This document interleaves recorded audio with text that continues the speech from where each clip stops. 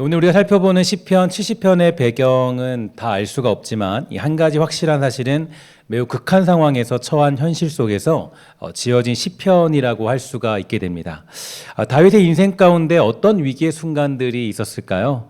일단 그는 젊었을 때에 자신의 장인이었던 이 사울 왕에게 쫓겨다니는 인생을 살게 되었고, 또한 그 당시에 다윗은 이 잘못한 일이 하나도 없었지만 사울은 자신의 왕위를 위협할 만한 존재였던 이 다윗을 견제하기 시작했습니다. 시기와 질투로 끊임없이 이 다윗을 죽이려 하였는데요. 그렇게 다윗은 억울한 젊은 날들을 보내게 되었습니다. 또한 그의 인생에서 중반기를 좀 보면 하나님 앞에 너무나도 큰 죄를 지었기 때문에 그로 인하여서 여러 가지 문제들을 만나게 되죠. 그 중에서도 다윗에게 있어서 가장 치명적이고 괴로운 위기는 바로 자신의 아들 압살롬의 반역이라고 얘기할 수 있습니다. 물론 압살롬의 반역 외에도 그는 몇 가지의 반역 사건을 경험하게 되지만 이 압살롬의 반역이야말로 다윗으로 하여금 충분한 절망감에 빠지게 만들 만한 그런 사건이 분명할 텐데요. 그러므로 오늘 우리의 본문이 작성된 상황과 이 배경을 여러 각도로 추정해 볼 수 있겠지만 그 중에서도 압살롬의 반역으로 인해서 작성된 시편이라고 추정해 보아도 좋을 것 같습니다. 이 다윗의 아들 가운데 제일 잘생기고 똑똑한 아들은 그의 셋째인 압살롬이라고 할 수 있는데요. 그런데 어느 날 압살롬은 누이 동생 다말의 일로 인해서 자기의 큰형 암놈을 죽이고 도망을 치고 말았습니다. 그렇게 큰 문제를 저질렀던 압살롬이었지만 다윗은 그런 압살롬을 잊지 못하고 살고 있었는데, 그때 이제 그 요압 장군이 그러한 다윗의 마음을 잘 알고 압살롬을 다시 만날 수 있게 그런 상황을 열어주었죠. 그때에도 이제 다윗은 이제 압살롬을 만나서 이제 모든 문제를 해결할 수 있을 것 같았는데, 사실은 이제 그 현실적으로 자기의 큰형을 죽였기 때문에 이제 다윗이 압살롬을 받아들이는 것은 굉장히 어려운 그런 마음이었습니다. 그래서 그때 이제 그 마음들이 잘 정리가 되지 않아서 압살롬을 다시 돌려보냈다가 조금 시간이 지난 후에 다윗은 다시 압살롬을 불러서 그를 용서해 주면서 이 묵혀있던 관계를 잘 정리해 주게 됩니다. 이렇게 되면 우리가 탕자의 비유에서 보는 것처럼 적어도 둘째 아들의 반응 정도가 압살롬에게 있어야 될 텐데, 이 보면 원래 이 탕자에서도 둘째 아들은 비록 아버지의 속을 썩이고 또 마음을 아프게 하면서 이 빈털터리가 되어서 다시 돌아와 아버지 앞에 엎드려 살려달라고 애원했지만 압살롬은 달랐습니다. 그는 다윗의 전적인 은혜를 받아 이 관계가 잘 해결되었지만 이 압살롬이 택했던 길은 이제 바로 아버지를 죽이고 자신이 왕이 될 것을 계획하게 되었던 거겠죠.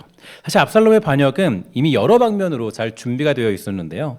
그는 얼굴만 잘생기고 외모만 좋은 사람이 아니라 계획적인 인물이었고, 아버지를 몰아내고 왕위를 탈취하기 위해서 아주 철두철미하게 준비했던 사람이 압살롬이었습니다.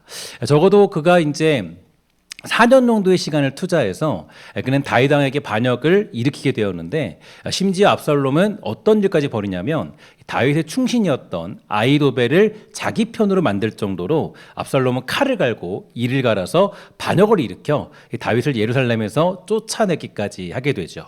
다윗은 조금도 예상하지 못했던 터라 신하 몇 명만을 데리고 도망을 치게 되었는데요. 바로 그 상황에서 오늘의 시편이 작성되었을 것이라고 한번 추측해 볼 수 있게 됩니다.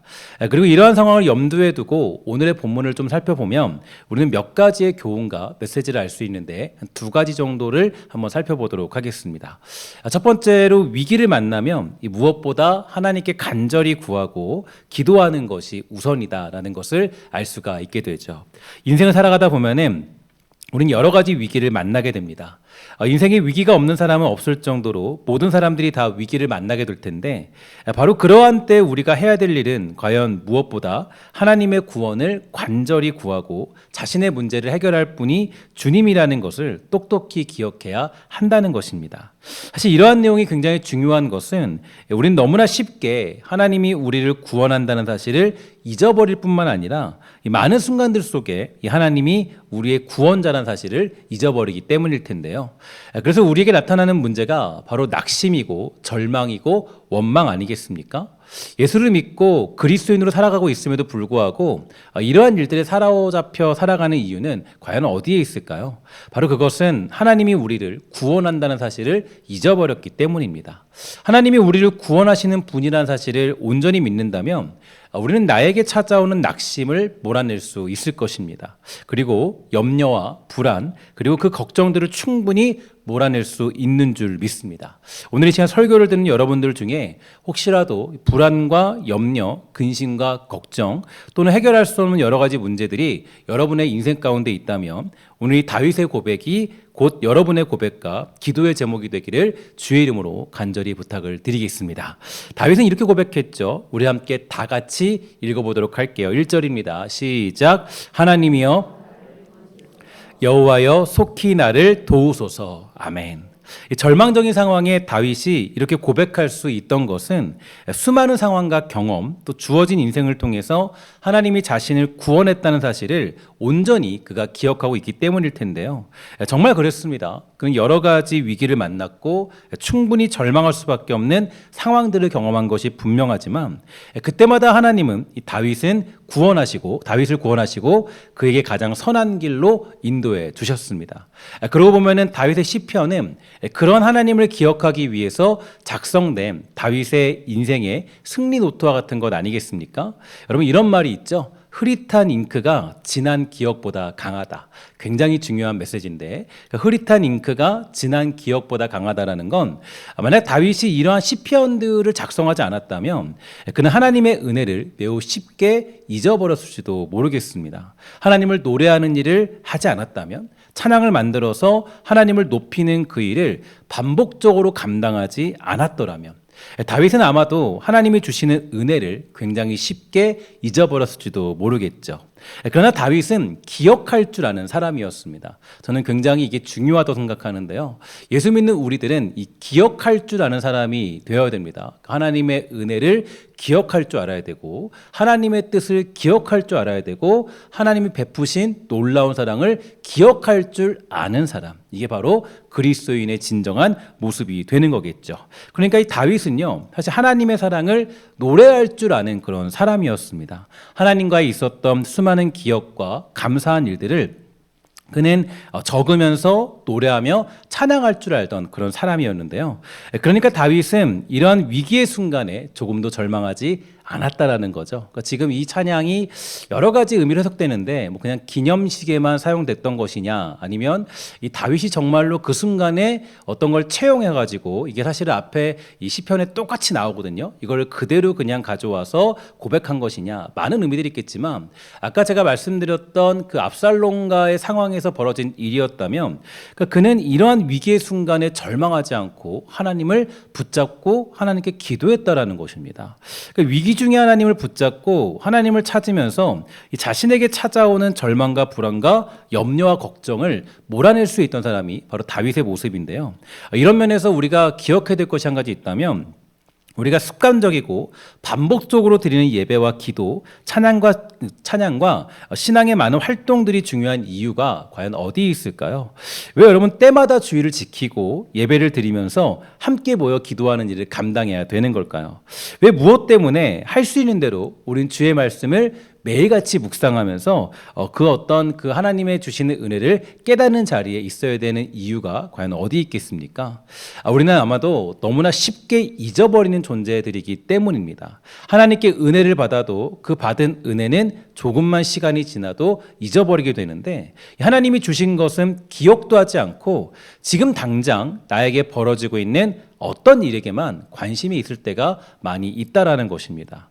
만약에 다윗이 그러한 훈련이 없던 사람이었다면 압살롬이 반역하여서 자신이 쫓겨나는 중에 이러한 시편을 작성하지는 못했겠죠. 그저 그가 만약에 기억하지 못하는 사람이었다면 왜 나에게 이런 일이 생겼을까? 정말 나는 재수도 없구나. 이제 어떡하지? 라는 그 생각이 그를 장악하지 않았을까요?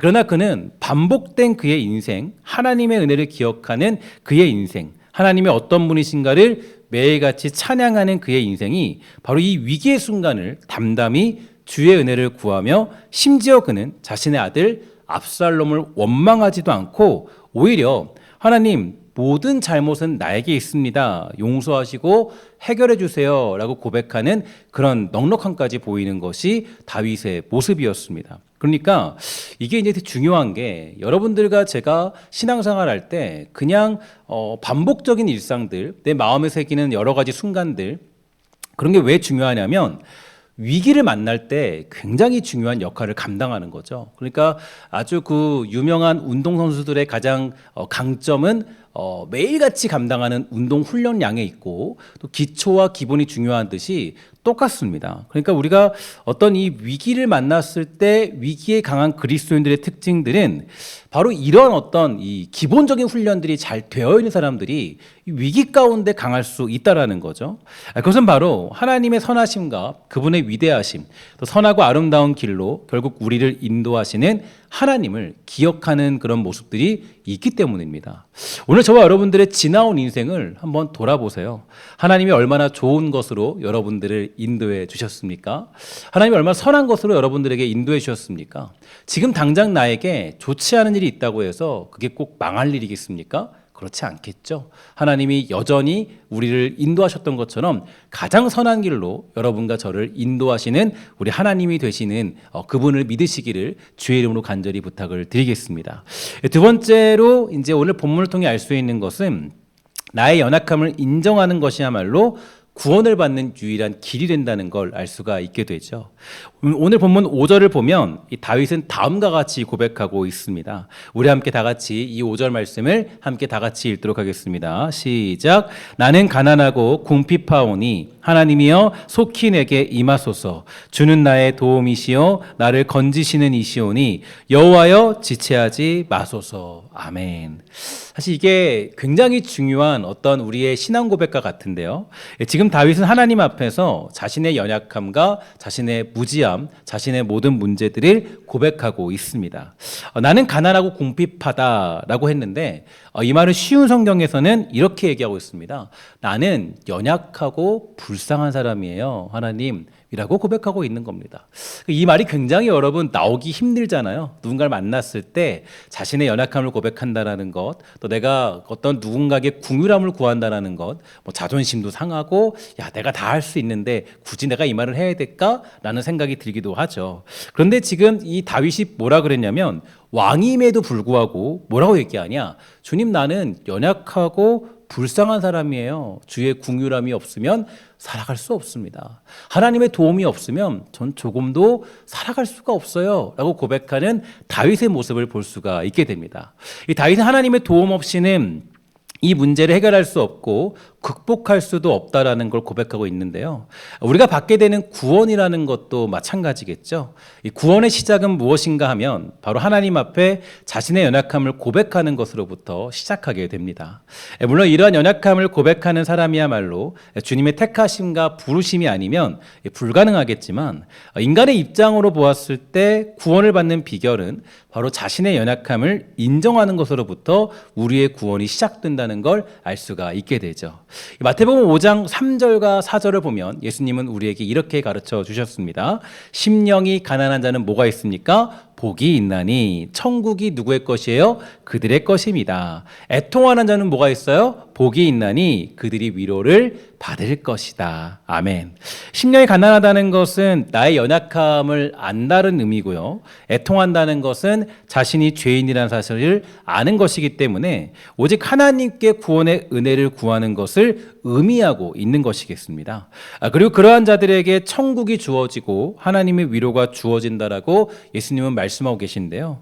예수를 믿고 살아가는 우리에게 가장 중요한 것이 한 가지 있다면 바로 이 고백이에요. 우리는 하나님의 도움 없이는 조금도 살아갈 수 없다라는 고백입니다. 이게 예수 믿는 자들의 가장 강한 고백이고 가장 위대한 고백이다라고 말할 수 있는데요. 이게 바로 믿음의 시작이고 또 어쩌면 믿음의 완성이라고 말할 수 있는 가장 중요한 모습이 되기도 합니다.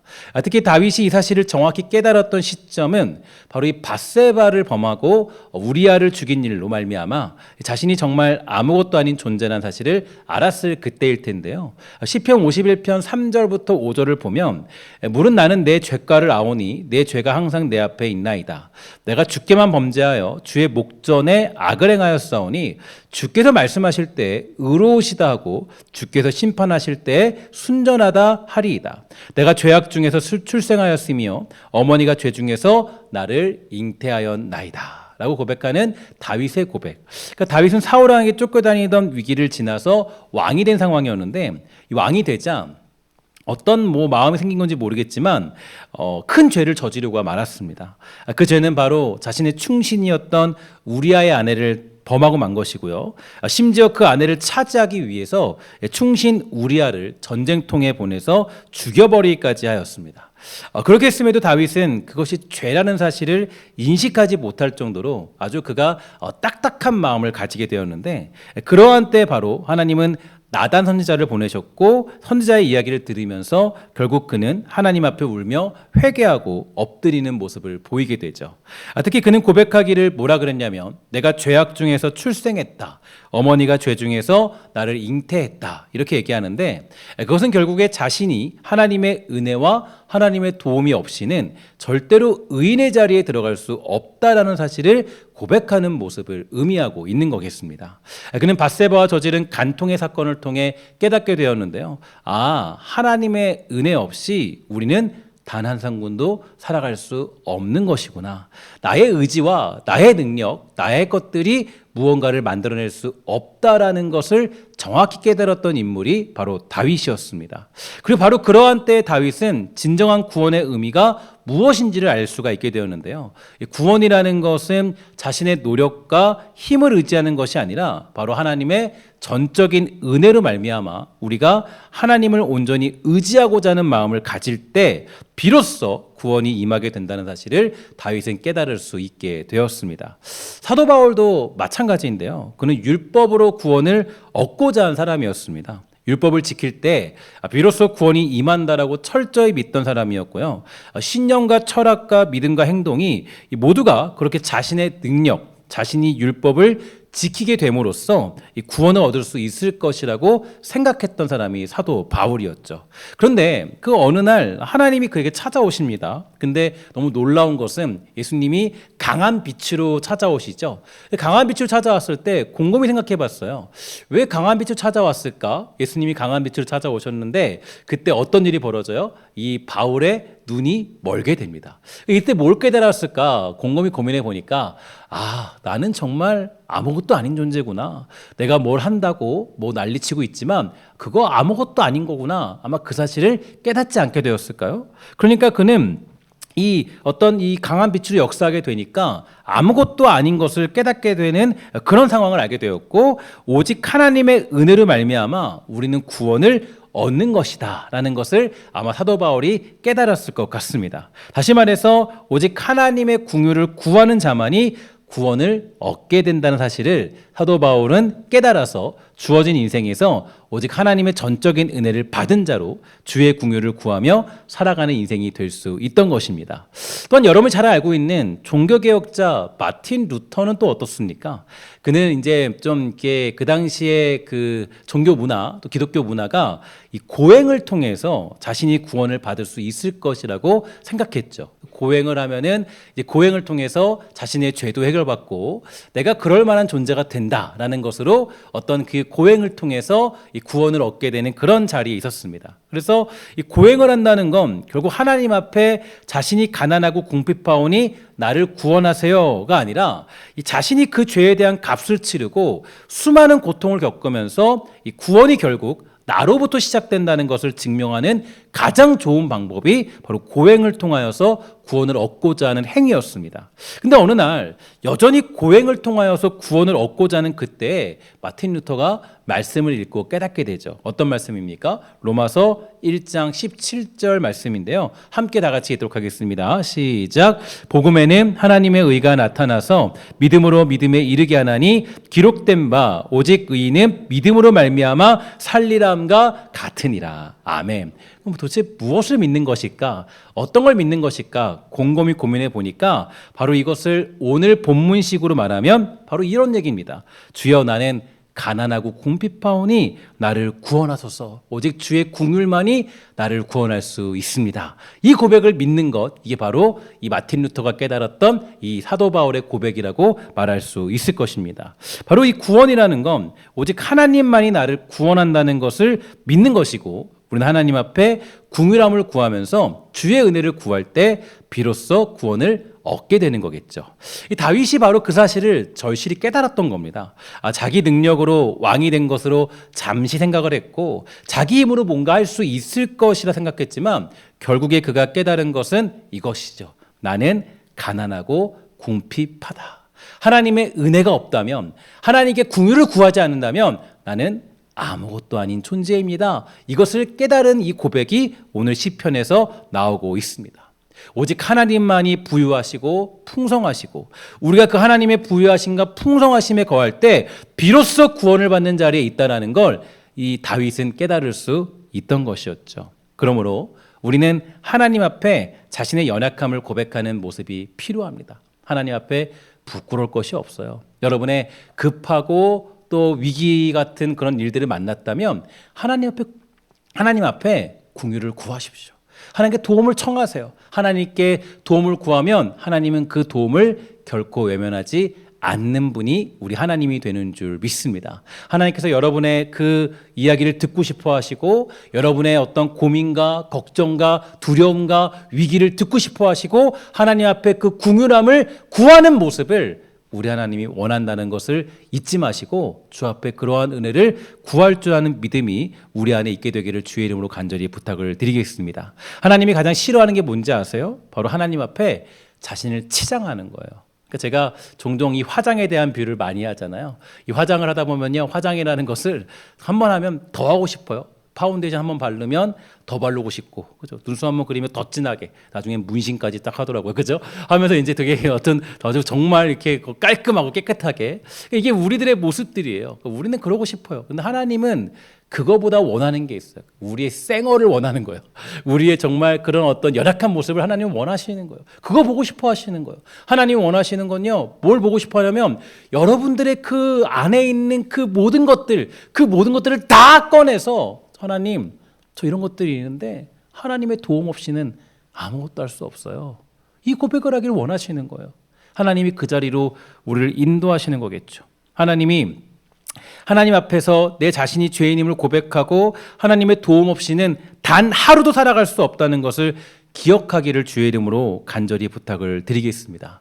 저는 오늘 이 시간 이 자리에 모여서 함께 말씀을 나누는 여러분들 모두에게 이 다윗의 고백이 우리 안에 진정한 믿음의 고백 되기를 주의 이름으로 간절히 부탁을 드리겠습니다. 사랑하는 여러분, 오늘 우리는 시편 70편을 통해서 위기에 빠진 다윗의 이야기를 살펴보았습니다. 다윗의 인생은 정말 다사다난한 삶을 살았는데요. 수많은 위기들이 그에게 닥쳐왔고 많은 문제들이 그를 흔들었습니다. 그러나 하나님은 언제나 다윗과 함께 하셨다는 것을 우리는 잊지 말아야 됩니다. 하나님이 택하신 다윗은 망하지 않았고 하나님의 뜻과 그 나라와 영광을 위해 쓰임받는 인생이 되었습니다. 우리들도 마찬가지예요. 문제와 위기를 만났을 때 우리 바라기는 염려와 불안과 근심에 빠지지 마시고 하나님께 엎드려 기도하고 구하며 자신의 연약함을 주께 호소하며 주님께 간절한 도움을 요청하는 믿음을 가지고 살아가게 되는 그런 성도들이 되기를 주의 이름으로 간절히 부탁을 드리겠습니다. 그렇게 할 때 우리 주께서 우리의 기도와 호소를 외면하지 않으시고 가장 좋은 길로 선한 길로 인도하심으로 우리를 구원의 자리로 우리를 허락해 주시는 줄 믿습니다. 그러한 복들이 우리 모두의 있기를 소망하며 또 하나님의 은혜가 있기를 주의 이름으로 간절히 부탁을 드립니다.